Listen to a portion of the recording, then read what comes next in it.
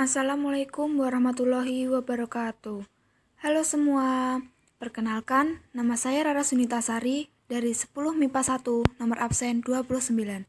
Di sini saya akan mempresentasikan tentang bakteri yang meliputi pengertian, struktur, bentuk, reproduksi, dan contoh-contohnya. Penasaran kan? Yuk kita bahas. Pengertian bakteri.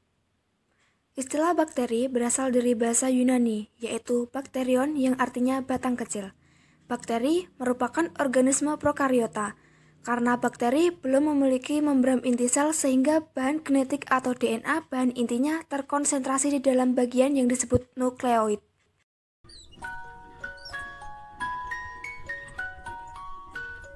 Kokus atau bulat. Bentuk kokus dapat muncul dalam beberapa susunan, monokokus, diplokokus, streptokokus, tetrat, sarkina, dan staphylococcus. Bakteri kokus yang tetap berpasangan setelah proses pembelahan disebut dengan diplokokus.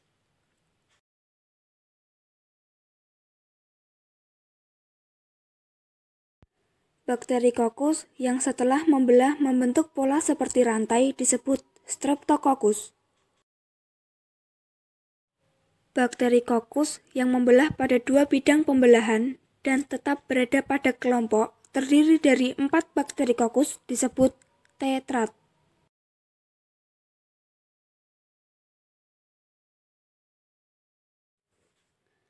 Bakteri kokus yang membelah pada 3 bidang pembelahan dan tetap berada pada kelompok terdiri dari 8 bakteri kokus membentuk kubus disebut sarkina. Bakteri kokus yang membelah pada banyak bidang pembelahan dan berbentuk seperti anggur disebut staphylococcus. Bacillus atau batang terdiri dari bacilli, diplobacilli, streptobacilli, coccobacilli, spiral, vibrio, dan spirilla. Sel-sel bakteri berukuran sangat kecil, sehingga hanya dapat diamati dengan menggunakan mikroskop. Lalu, seperti apa struktur tubuh bakteri? Mari kita perhatikan video berikut ini. Bagian terluar bakteri dilindungi oleh dinding sel. Adanya dinding sel yang disusun oleh peptidoglikan menyebabkan sel bakteri menjadi kaku. Di bawah dinding sel masih terdapat satu lapisan pelindung, yaitu membran sel atau membran plasma, yang memiliki peran penting dalam mengendalikan transport zat menuju ke dalam dan keluar sel. Berikutnya, lapisan tambahan berupa kapsul.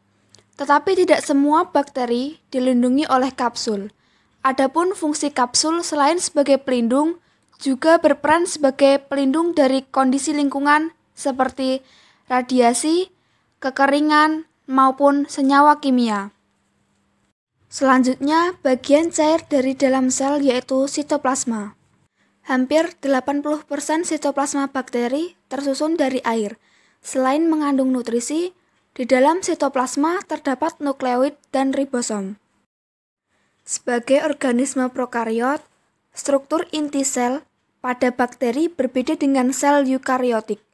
Inti sel pada bakteri tidak diselubungi oleh membran inti. Kromosom bakteri berbentuk sirkuler dan terletak memadat pada suatu area dalam sitoplasma yang disebut nukleoid. Kromosom membawa informasi sifat utama yang diperlukan oleh sel, seperti bentuk sel, kemampuan metabolisme, dan lain-lain. Pada sel bakteri juga terdapat ribosom sama seperti organisme lainnya. Tetapi, ukurannya lebih kecil dibandingkan ribosom pada sel eukariotik. Ribosom berfungsi dalam proses sintesis protein. Selanjutnya, pili atau fimbria, yaitu struktur yang melekat pada membran plasma, berupa benang mirip flagia tetapi berukuran lebih pendek dan lebih tipis. Fungsinya adalah sebagai alat pelekatan Ada juga fungsi khusus dalam pertukaran materi genetik melalui proses konjugasi. Berikutnya, struktur benang yang tersusun atas protein disebut flagellin. Berbeda dengan pili, sebagai alat pelekatan, flagel berfungsi sebagai alat gerak pada bakteri. Pembelahan biner adalah proses reproduksi aseksual, di mana dalam proses reproduksi ini melibatkan pembelahan organisme bersel satu menjadi 2 sel individu baru yang masing-masing memiliki nukleus. Proses pembelahan biner diantaranya, yang pertama, replikasi DNA dan elongasi.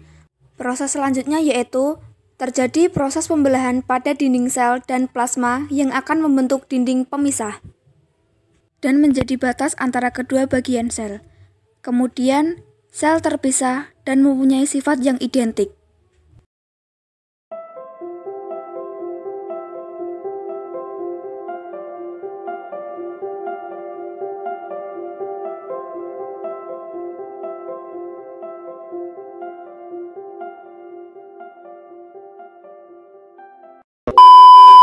Konjugasi adalah proses pemindahan materi genetik dengan kontak langsung antara sel pendonor dan resipien.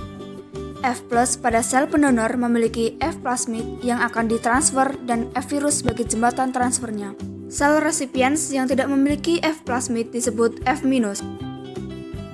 Langkah pertama dalam transfer plasmid adalah kontak langsung antara sel pendonor dan sel resipiens. F pilus dari sel pendonor akan mengenali dan mengikat ke titik reseptor pada dinding sel resipien. F plasmid kemudian dimobilisasi untuk ditransfer saat plasmid memberi kode kepada endonuklease untuk memotong satu untai plasmid pada titik origin of transfer. Kemudian, satu untai F plasmid mulai ditransfer ke sel F-.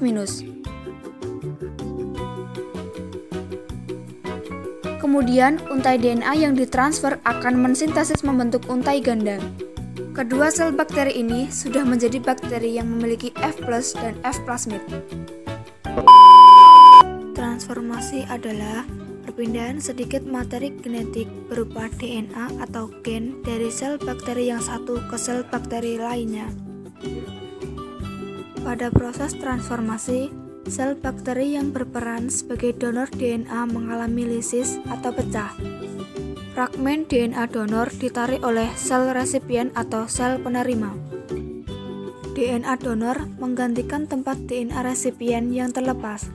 Fragmen DNA donor bersatu dengan DNA resipien dan terbentuk DNA rekombinan.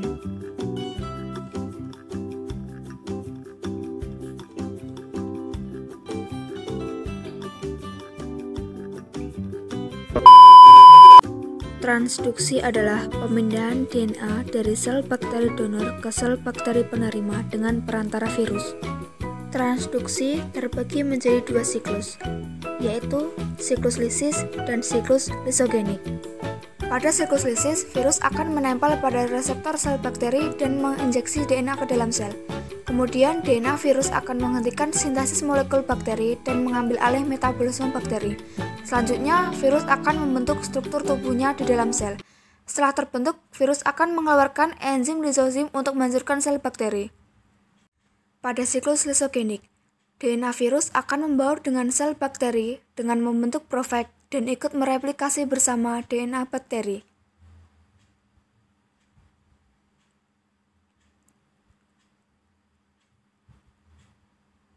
Ketika lingkungan dalam kondisi buruk, profag akan aktif dan memisahkan diri dari DNA bakteri. Ketika profag aktif, maka DNA virus akan beralih ke siklus lisis.